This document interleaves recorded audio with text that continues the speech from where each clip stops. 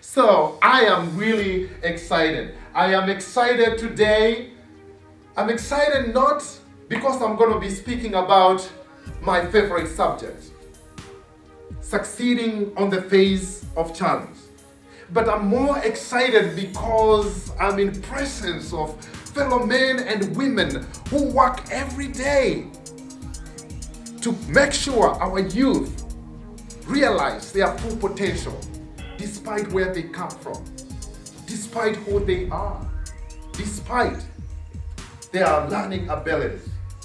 You see, a great nation challenges every generation to hand over to its next generation a youth and the kids who are fully trained and coached so that they can continue the legacy of greatness of that nation.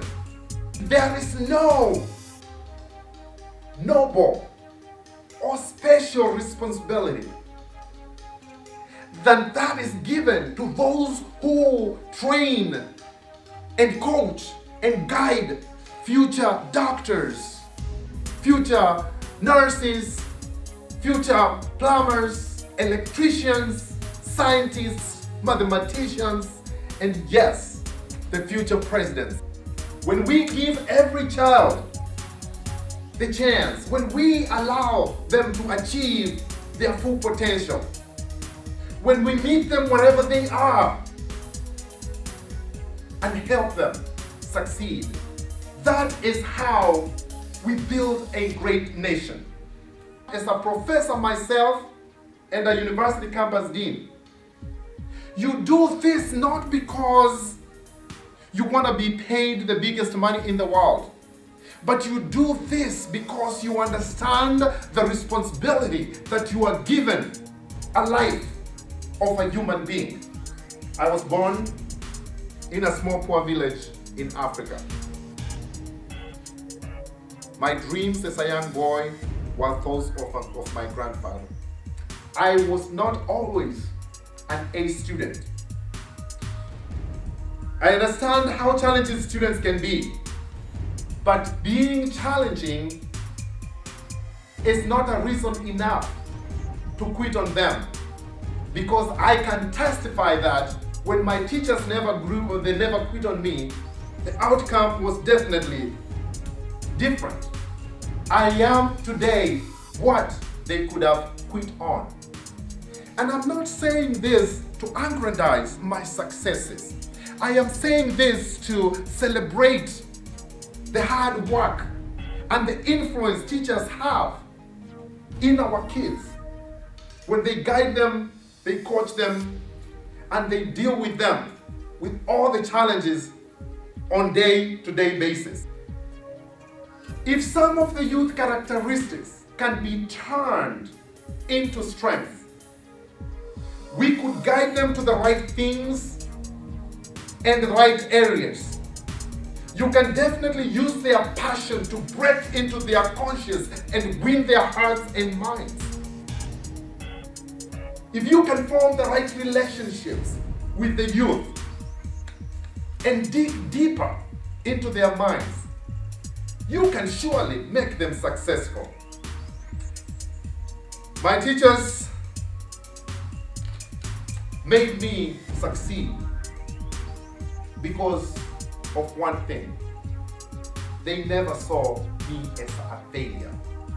They saw opportunities in the ruins of restlessness and debate and playing around. They saw opportunity. With all the kids, what they do on daily basis, there is an opportunity. You surely can identify an opportunity in those kids.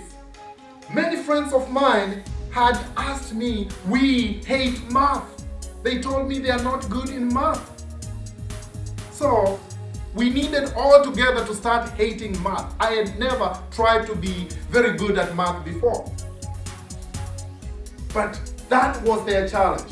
That wasn't my challenge. When I tried it, boy, I loved math.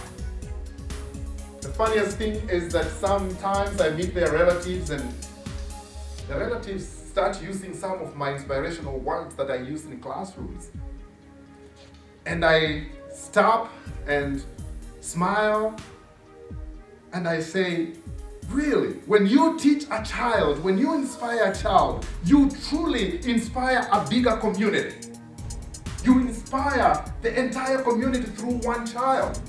This is what I learned, folks. Pockets of strength exist with all the children. May they be with or without learning disabilities. We just need to find their learning style and reach down deep into their hearts and minds and win them. Robert Einstein, who is famously known for his learning disability, once said, if you judge a fish by its ability to climb trees, it will forever feel not so smart. It takes only one person, one word, one right environment to change the world of one child. Examples are all over the place. Robert Einstein, Thomas Edison, Alexander Graham Bell, billionaire Richard Branson, Walt Disney, Leonardo da Vinci, George Washington, J.F. Kennedy, from Hollywood to Broad Street to White House. So this morning, I invite you to step into the works and be a moving part in building a great nation. Because after all, this is the United States of America. We never leave our children behind. We never quit, we never surrender, we never retreat.